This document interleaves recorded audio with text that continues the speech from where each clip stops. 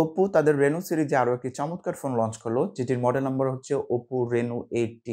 আমার হাতে দেখতে পাচ্ছেন খুবই চমৎকার লাগতেছে এবং Oppo Reno সিরিজটা কিন্তু খুবই পপুলার এবং Oppo Reno সিরিজের মধ্যে এই ফোনটির দাম সবচেয়ে কম এবং এটির দাম ধরা হয়েছে ৳৩২,৯৯০। তো ৳৩২,৯৯০ এই ফোনটি কি স্পেক অফার করছে সেগুলো আজকে আমরা আলোচনা করব এবং এই ফোনটির বিশেষ কিছু দিক রয়েছে যেগুলো আসলে না বললে নেই। যেমন পেছনের পার্টটা খুবই চমৎকার লাগতেছে। দেখতে পাচ্ছেন যে লেদার ফিনিশ দেওয়া হয়েছে এবং Oppo ক্লেম করতেছে এটার ক্যামেরাটাও নাকি খুবই ভালো। পোর্ট্রেট স্পেশালিস্ট বলতেছে ১০০ মেগাপিক্সেলের ক্যামেরা ব্যবহার করা হয়েছে। তো আজকে আমরা ডিটেইলস আলোচনা করব এটার মধ্যে কি রয়েছে। তো সম্পূর্ণ ভিডিওটি দেখতে থাকুন এবং এই ধরনের ভিডিও পেতে কিন্তু আমাদের চ্যানেলটা অবশ্যই সাবস্ক্রাইব করে দিয়ে রাখবেন।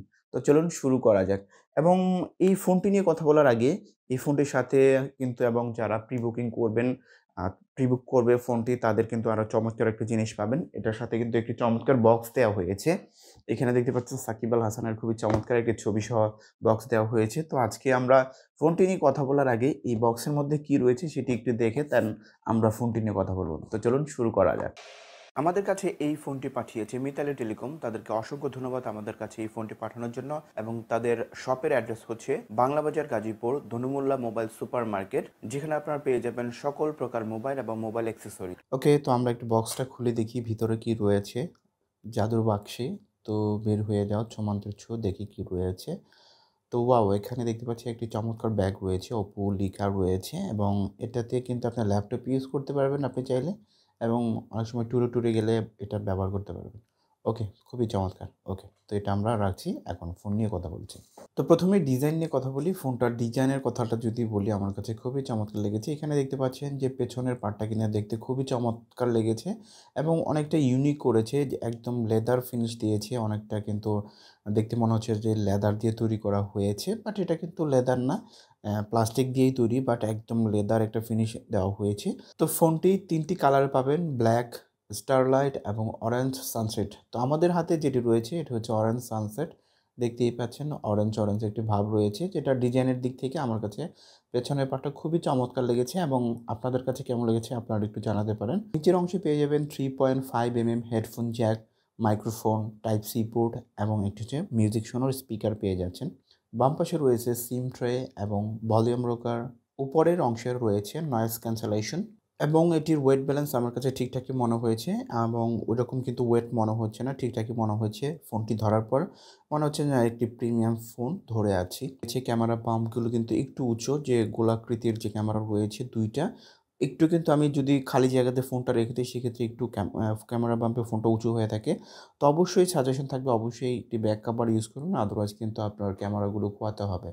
ডিসপ্লে হিসেবে রয়েছে 6.43 ইঞ্চের স্ট্যান্ডার্ড লেভেলের একটি অ্যামোলেড প্যানেল, যেটা হচ্ছে 90 হার্টজ রিফ্রেশ রেট এবং পিক ব্রাইটনেস হচ্ছে 800 নিটস, যেটার আপনার ব্রাইটনেস লেভেল খুবই চমৎকার ছিল। ইনডোর প্লাস আউটডোরে কিন্তু একদম খুব ভালোভাবেই দেখা যাচ্ছিল। আমার কাছে যেটা ভালো লেগেছে এবং অ্যামোলেড ডিসপ্লে এবং কালার রিপ্রোডাকশন কিন্তু খুবই চমৎকার ছিল, ভাইব্রেন্ট কালার দিচ্ছিল। খুবই সুন্দর দেখতে, একদম পাঞ্চি কালার দেখতে মনে হচ্ছিল এবং ডিসপ্লেটা খুবই যথেষ্ট ভালো। ইন ডিসপ্লের উপর সিকিউরিটি হিসেবে ফিঙ্গারপ্রিন্ট সেন্সর তো রয়েছে, যেটা কাজ করছিল ঠিকঠাক মতোই। আমি জাস্ট খুব দ্রুতই কিন্তু এটাকে ফিঙ্গার অ্যাড করতে পেরেছি। তো ঠিকঠাকই রয়েছে আমার কাছে মনে হয়েছে। পারফরম্যান্স সাইডে রয়েছে চিপসেট হিসেবে ফোনটিতে রয়েছে হেলিও G99, যেটি হচ্ছে একটি 6 nanometre processor, octa core processor এবং জিপিইউ হিসেবে থাকছে মালি G57।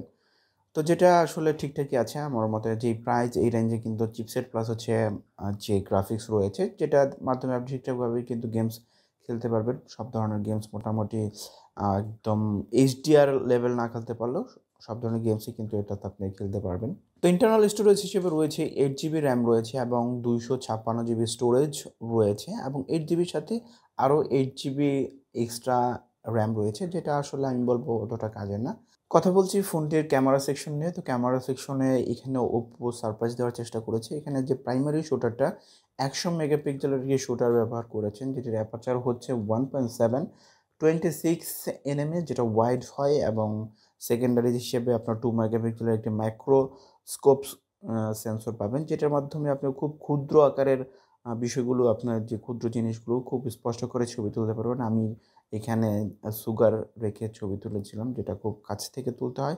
আপনারা চাইলে এইখানে দেখতে পারেন এবং 2 মেগাপিক্সেলের একটি ডেপথ সেন্সর রয়েছে এবং প্রাইমারি যে ক্যামেরাটা রয়েছে এখানে Oppo কিন্তু ক্লেম করতেছে যে পোর্ট্রেটে একদম বস লেভেলের ছবি তুলতে পারে। তো এখানে কী ধরনের ছবি তুলেছে আমি কিছু স্যাম্পল এখানে দিয়ে দিচ্ছি। আপনারা কিন্তু দেখে একটি আইডিয়া পাবেন যে কী ধরনের ছবি এখানে উঠেছে পোর্ট্রেটের মাধ্যমে। এবং ভিডিওতে থাকছে 1080p 30 fps এ ভিডিও শুট করতে পারবেন এবং স্টেবিলাইজেশন পেয়ে যাবেন 1080p 30 fps এ স্টেবিলাইজেশন থাকছে এবং সেলফি হিসেবে রয়েছে 32 মেগাপিক্সেলের একটি শুটার ব্যবহার করা হয়েছে, যেটির অ্যাপারচার হচ্ছে 2.4, যেটা আপনার 22 nm ওয়াইড হবে এবং সেলফি ক্যামেরাটাও ঠিকঠাকই আছে আমার কাছে। ব্যাটারি হিসেবে থাকছে 5000 মিলিঅ্যাম্পিয়ার হিউজ একটা ব্যাটারি, যেটাকে আপনার চার্জ করার জন্য রয়েছে 33 ওয়াটের একটি ওয়্যার চার্জার এবং Oppo ক্লেম করতেছে যে 30 মিনিটে তারা 54% চার্জ কিন্তু এটার মাধ্যমে করে দিবে, যেটি ওয়ান্ডারফুল। খুব দ্রুত কিন্তু চার্জ হবে এবং যে ব্যাকআপটা আপনি পাবেন অনায়াসে কিন্তু 1 থেকে 1.5 দিন আপনি ইউজ করতে পারবেন। গেম-টেমস খেললে একদিন অনায়াসেই ব্যবহার করা যাবে। 4 থেকে 5 ঘন্টা কিন্তু আপনি ফুল গেম করলেও সেটাকে চার্জ করে নিতে পারবেন এবং খুব দ্রুতই। তো পজিটিভ দিকগুলা বললাম, এবার কিছু নেগেটিভ দিক আমার কাছে যেগুলো মনে হয়েছে যে এখানে আসলে ৩৩,০০০ টাকার ফোনেই একটি আপনার যে ক্যামেরাটা দেওয়া হয়েছে এখানে যদি একটা আল্ট্রা ওয়াইড ক্যামেরা থাকতো সেক্ষেত্রে আমার কাছে ভালো লাগতো এবং পেছনের যে ডিজাইনটা দেওয়া হয়েছে লেদার ফিনিশ, এটা কিন্তু অনেকের কাছে ভালো নাও লাগতে পারে এবং ইউনিক হিসেবে অনেকের কাছে আবার সেটা ভালো লাগতেও পারে এবং পেছনে কিন্তু সম্পূর্ণ প্লাস্টিক দিয়ে তৈরি এবং ফ্রন্ট সাইডে যদি আমি বলি এখানে কিন্তু চেন এবং বেজেলের পরিমাণটা আরেকটু যদি কম করা যেত সেক্ষেত্রে কিন্তু আরেকটু স্ট্যান্ডার্ড হতো ৩৩,০০০ টাকার মধ্যে। বাট চিন এরিয়াটা আরেকটু যদি ন্যারো করা যেত সেক্ষেত্রে আরেকটু ভালো হতো আমার কাছে।